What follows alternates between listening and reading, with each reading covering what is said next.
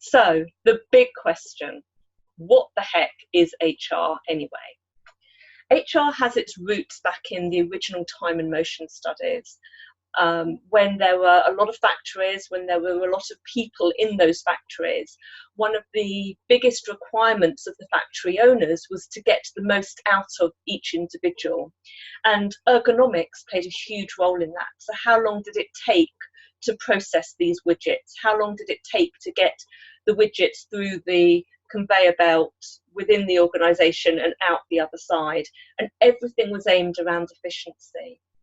What then happened is, and actually Cadbury's and the Quaker movement had a huge impact on this, is that there was more of a concern about the people. So although they were being worked really hard, how do we then look after the people?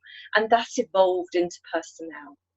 About 20 years ago, the term personnel was just being phased out and the term HR came in, human resources.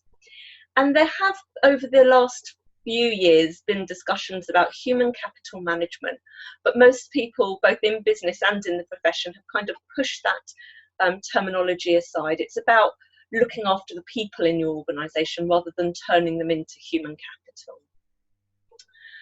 So human resources, it has two separate meanings.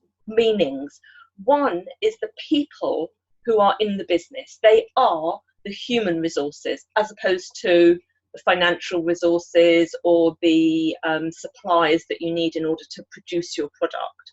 So it is the people who are in your organisation.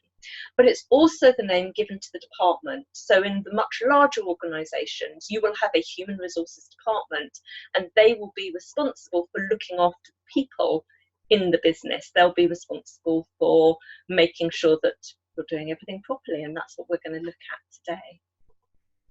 So, big question, how many employees before HR is needed?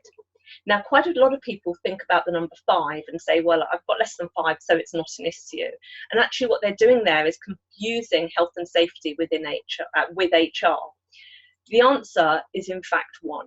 As soon as you take on your first employee, you are responsible for human resources within your business.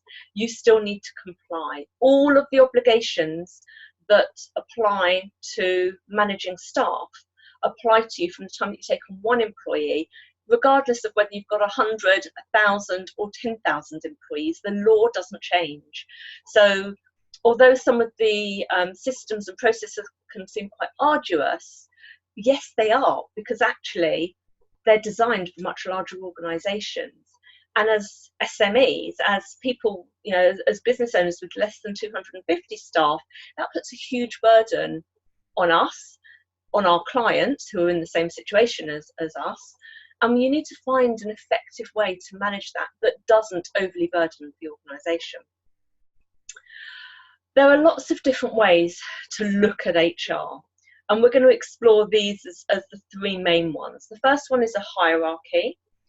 The second one is as a life cycle. And the third one is very much as a function.